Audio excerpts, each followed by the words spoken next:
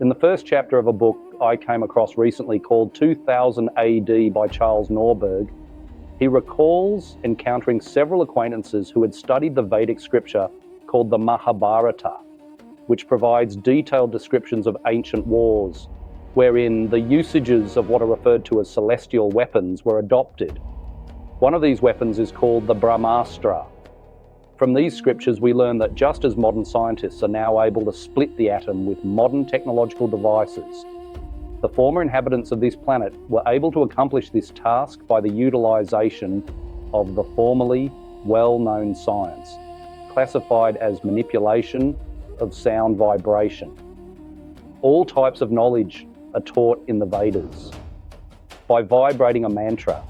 sometimes called an incantation with perfect volume, rhyme, meter and pitch, as learned from spiritual authorities, commonly referred to as preceptors, who were well versed and practiced in this divinely revealed scientific art, the atom and nucleus could be altered to empower primitive weapons, like the arrows used with bows, to produce an impact equivalent to, or even more intense than, a modern nuclear warhead. Clear. Naturally, these acquaintances Charles Norberg referred to in his book all simply wrote these descriptions off as mythology. That was until shortly after the so-called first atomic explosion was detonated in Hiroshima, and thousands of eyewitness accounts were duly recorded. After studying and remembering how similar their descriptions were to those they had formerly read, that were written about a world war, which had been recorded in the Mahabharata, called the Battle of Kurukshetra, that, according to this scripture, had taken place in a part of what is now known as India 5,000 years ago, astonished, intrigued and captivated some of them lead expeditions consisting of archaeologists, historians and scientists to the site where this war was documented to have occurred.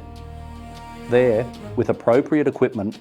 a construction team dug deep into the dirt to the level that it was scientifically determined dated back to that particular time period in question. There, much to their amazement, they discovered formerly melted rock formations that, according to their carbon dating analysis procedure,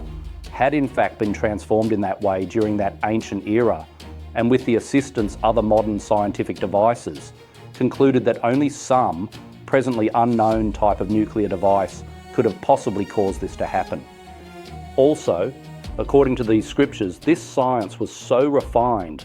that the target of such weapons was the only thing affected by them. This is but one of many currently verified sciences from our ancient past,